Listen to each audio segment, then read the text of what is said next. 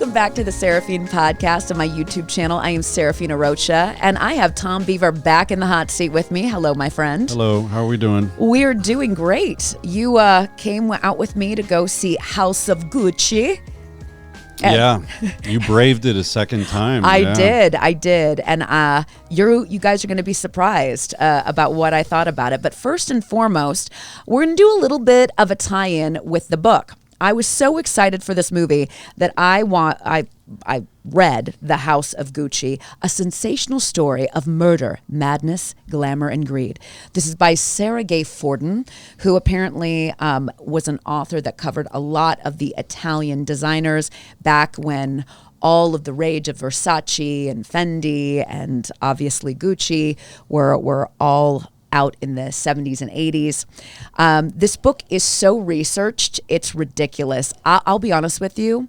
I had to not only get the book, but I also got the audiobook because my brain with all of the characters was inundated. It was like, to me, if you read like Game of Thrones, there's literally like a chart, like a tree with all the characters in it, so you can keep them all together. When did the book come out? So the book came out, let me take a look at it to give you an accurate. This came out I'm just curious. 2001. Okay. So, and this book came out pretty much right after the 1990s, where that was when the company in and of itself was hurting really badly. They almost went bankrupt. And that's the thing about this movie is they definitely showed the rise and the fall. But then again, they really didn't go into a timeline. Like, this book is so extensive and they missed so many key things that I was a little disappointed in the sense that they made the whole thing about really one character, and that was Lady Gaga's Patricia. Yeah. So the book starts out talking about Guccio Gucci, who is, the person who started. This is the great grandfather of all of the Guccis, and he was born in Florence, Tuscany in 1881, and he actually worked at the Savoy Hotel in London, where he got the idea of looking at all of these high-end bags and luggage and going, you know what? There's not an all-encompassing brand for leather goods, so why don't I make it?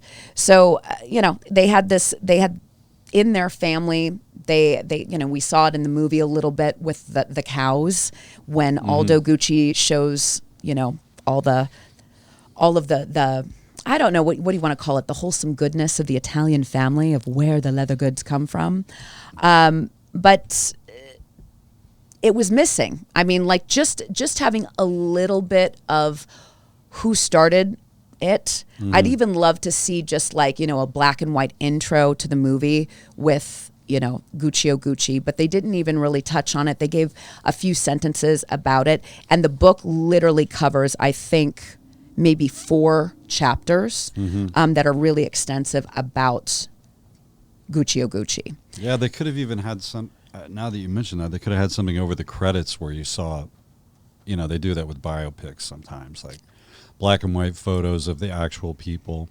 Yeah, I think that was one of the things the movie did do pretty well, was if you do side-by-sides of the actor, they did. They actually looked quite like their characters. Now, the thing that was interesting about this is they actually left out some major people in this family tree. So the first one that was left out that I was like, okay, we definitely have Guccio Gucci. He, we're told that he is, the grandfather of it all. But we have the brothers, and there's a lot of family members under Guccio Gucci. The only ones that are focused on are Rodolfo and Aldo. But there's Enzo, Ugo, Grimaldo, and Vasco, who are also a part of the family, also a part of the business, and not even cited in the film. Yeah. So we only look like, there's Rodolfo and Aldo, 2 brothers. Then we look at Aldo, who in the movie, all they show is Paolo. He actually had two other sons, Giorgio and Roberto, who were a big part of the company. And then on the flip side of it, what they did get right was Rodolfo did have the son Maurizio, who, obviously is the main focus with Lady Gaga. Adam Driver is playing Maurizio, the son of Rodolfo. Was he inept in real life? Was he considered to be as inept as he was in the movie? No. Like, was he portrayed as being This is the thing a that mess? is crazy about the book, is that they depict in the movie that all of the forward movement of Gucci coming in to the here and now with the licensing and coming into the 80s and 90s and revamping is because of who? They made it out like Patricia's the one who did it. The big push behind, the method to the madness. That's not the case at all? No. Honestly, it was Aldo, it was Al Pacino, and Paolo, his son, who was a designer.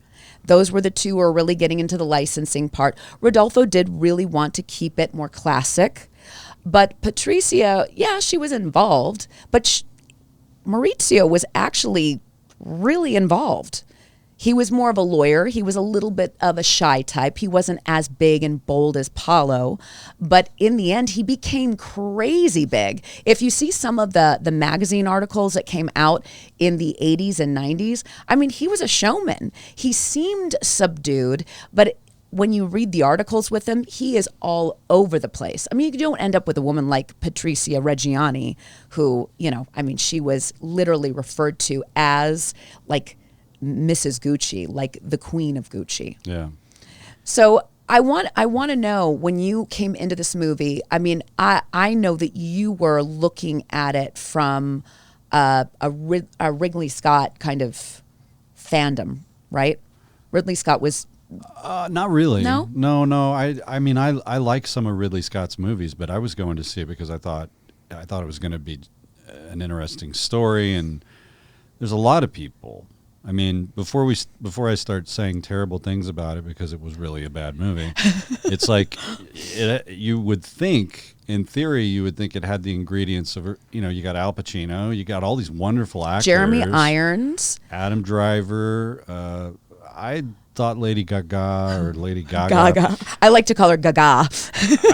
I thought she was great in A Star Is Born, but I don't think she was playing anything all that far from, what she is. But I thought she was fantastic in that movie, and I thought maybe she could pull this off. And I just thought it seemed like it might be an interesting package. And what it turned out to be was the exact opposite. It's like I was telling Aaron downstairs. It's like it was actually a recipe for disaster, and it was a bad idea from the get-go.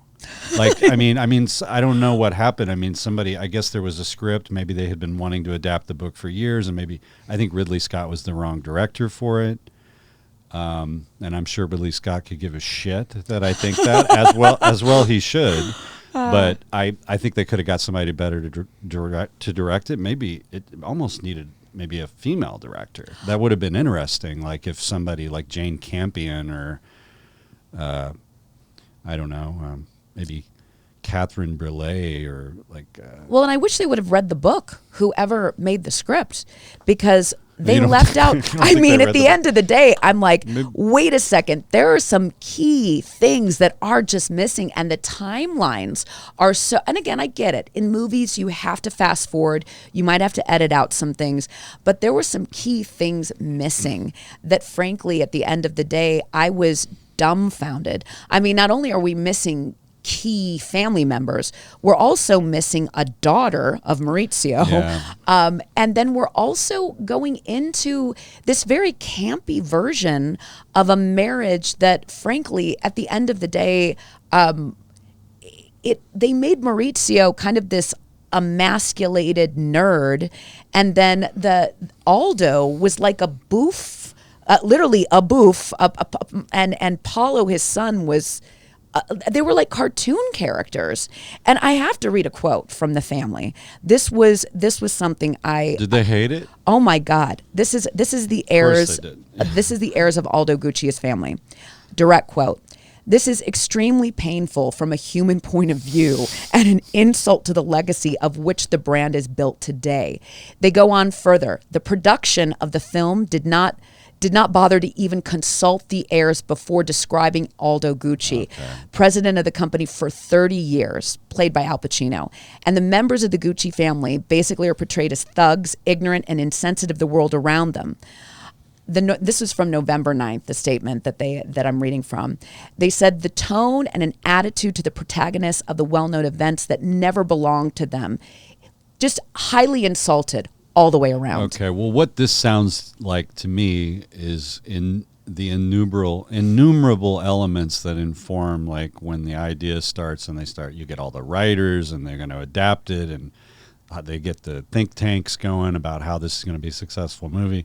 And by the time it gets to the release, it's so distorted. Like, I mean, it doesn't resemble anything to do with like the actual story, because this happens with a lot of stuff. I mean, famous stories in Hollywood where they do biopics and people get, like the Doors movie that Oliver Stone made. Everyone came out and was upset with that and wanting to sue. I'm surprised. Are they threatening to sue over it? I don't. They have money. I haven't read anything about that yet. The thing that blows my mind is, when I looked at the bibliography and the notes here out of the book, I mean, the book in it of itself was well researched. There was personal accounts. I mean, we're taking from court documents. This is not like a fictitious fantasy book, and it's almost like reading a history book. So for those of you who are, I'm a nerd for fashion, and I really, for me, the reason why I read the book, number one, was I wanted to understand the legacy of Gucci. I've been really interested to see how Gucci has evolved since there are no members now of the Gucci family within the Gucci brand anymore. Once it transferred over to Tom Ford, who is credited of kind of bringing breath back into the company, and then also them being taken over as more of a corporate entity, it's really been interesting to watch how it's evolved, because now they have someone, his name is Alessandro, and he's taken the brand to the next level, and he's brought it into the here and now with making kind of androgyny a thing. And Tom Ford played on sexuality, but Alessandro really brought in the artistry of it. Now, the thing that's so interesting is if you read the book and you kind of understand the family of Gucci, I do believe that they did need some fresh blood. I don't think that the days of companies and nepotism are I think these days are over. I think we like to idealize it with things like, Succession or even Game of Thrones, but it's just not happening anymore. And I think that this was kind of the last bastion of seeing something within a family in the fashion industry that was kind of coming down the line of the family. Yeah, well, it also seems like based on what you're telling me now, because I've never read that book, but it sounds like they were trying to give the movies a spin that just didn't exist in the first place.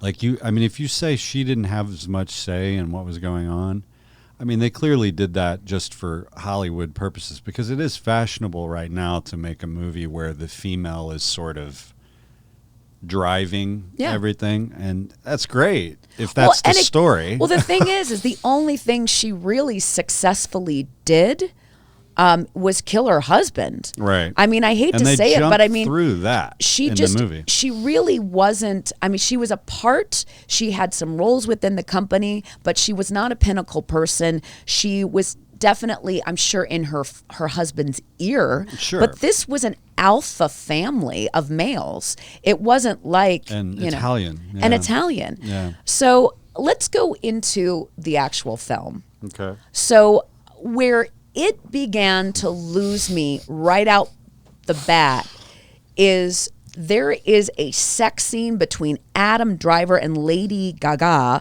that was so uncomfortable, to the point where Lady Gaga's eyes are rolling up in her head, and she's got on like this bizarre like Delta Burke out. They dressed her like Delta Burke from Designing Women. And I get that, yes, Patricia did look a little bit like this, but oh my God, it was so uncomfortable. And Adam Driver looked like every scene he was dying to get out.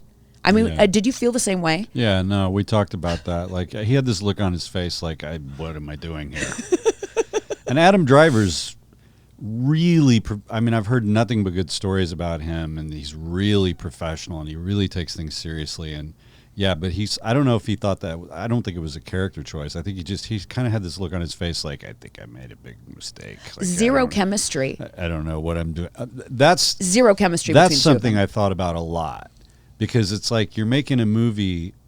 Every performer seemed like they were in their own world. 100%. Nobody was connected. Nobody was. If you see a movie about a family dynamic, husbands and wives and brothers and sisters, and like, you know, The Godfather, and I think Ridley Scott was consciously thinking a little bit of The Godfather while he was fashioning some of this movie.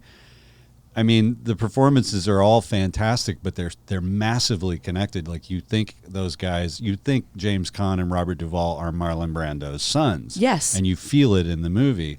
In this movie, it's like everyone was twirling in their own orbits in their own worlds, like looking kind of like they were just serving themselves and kind of lost or something. 100%. Especially her. A lot of ego. Everybody was every time I saw them come in and they had a monologue, I mean, it was just like, I felt like they were going to get up on like a cinder block and start, you know, holding up a skull. Al Pacino tends to, when Al Pacino walks in the room, you think that's going to happen. And I love Al Pacino. I do too. And I should preface this with, I have like a tremendous respect for all those. I love all those. All of the actors I like them all. I just think that maybe it's sometimes I always wonder with these movies. It's like, how much of it is just the director? You know, how much do you have to point the finger at Ridley Scott? You know. Well, the other thing I don't understand is if we're going to do a film of this magnitude with this many big players and this much money, then you know what? Get him a dialect coach. Well, that's a whole. Those accents were so bad. I mean, we got the Giovanni, Luigi, like, where's the Super Mario Brothers in the background? And then we have, you know, Al Pacino, who goes in and out of a, like, almost a New York Jewish accent to an Italian accent. We have Lady Gaga, who's got a Russian accent mixed in with an Italian accent. I mean, they were all over the board. I have to say, though, although he was our cartoon character in it, all the prosthetics on Jared Leto, the fact that he could pull off the performance he did, playing the buffoon that they made Paulo out to be, I have to say, it wasn't that bad. I have a buddy who didn't know it was Jared Leto. He saw the movie and I mean, he's watched the whole movie, and afterwards he's like, I had no idea that was Jared Leto. It was fantastic makeup for him. I didn't think any of the performances really worked. I just really didn't think any of the movie worked. And you know, it's like when we were watching it, and the three of us saw, as we were in the theater, like at the end of the movie, you're watching a biopic, and then all of a sudden it says, well, I don't remember what the date was, but March 27th of 1995. Yeah. And I'm like, why is he suddenly, after 2.5 hours, giving us a date? It's almost like you didn't give us dates any time during the whole movie. No. And it was like, was this a mistake? Like they had dates all the way through the movie, but they left that one in at the end and forgot? Or that was one of the many, many bizarre editing things. And we talked about the music. The music was number one. I mean, I understand if maybe there is something in your brain as a director that picks music that doesn't correspond with, like, they played Faith, George Michael's Faith, as the wedding song for Lady Gaga at Patricia and Maurizio, Adam Driver's character's wedding. And it was it the 70s? It was the 70s. It made no sense. And then they had, like, again, like in the disco, Eurythmics were, again, where in the world did that come from? Well, it's like if the director is making and I had this argument with a friend who watched it, he said you should go into it thinking it's a cartoon and it's overblown and it's satirical and you're going to enjoy it. But if you're going to do that, then the director has to make me know that that's his intent. And when we were watching it, I did not get that. Yeah. I think he wanted us to take, I mean, there were some comic moments, but I think he wanted us to take it seriously. Like, this is a serious drama about, based on the book. Yeah. So you have to drive that point home. If it's going to be overblown and satirical and cartoonish, and you're directing all the actors to be crazy, and this is sort of goofy, we have to know. There has to be no doubt that that's going on, And that's not how I felt at all. There wasn't. And there was even some scenes where I feel like they were painful to watch. One of the most painful scenes is between Maurizio, Adam Driver's character, Patricia, Lady Gaga's character, Paolo, which is Jared Leto's character, and Jared Leto is confronting them about on the street. Yes, when about they're on the street, about his father being in jail and him feeling like you tricked me, you tricked me to put my father in jail, and Paolo is painted out in the book as a very like a passionate man who was misguided and like basically made stupid choices and kind of died of like a broken soul, right? And how they made him out to be in the movie is like a lard-ass buffoon. The clownish, yeah. And I mean, even the way they ended the scene, which, again, if it was going to be satirical and funny, it would have kind of landed better. But because the scene was so dramatic, and he goes to sit down his sports car, and he's like, basically like, you don't know if he's breaking his back or farting. I mean, it was just so awkward. Right. I mean, so bizarre. When he gets in the car, yeah, and he goes, oh, makes some kind of noise. Like. And then the other scene that made me cringe was the scene with Al Pacino and Paolo. So Al Pacino is Aldo, and Jared Leto is his son. And he's coming out of jail, and it's the first time that they're seeing each other. And like Al Pacino screams like, oh, it was so. When he got out, I'm trying to remember. Remember when he tells his son like, oh my God, what did you yeah. do? You gave up your rights to the company. Right. You killed me. You killed me. yeah. And then he like goes in for a bear hug, and I thought he was going to give him the kiss of death, Right. like Godfather Like style. Michael Corleone. But he didn't do that. And then again, when he has to sign over the company to Maurizio, and all of a sudden he goes from this big.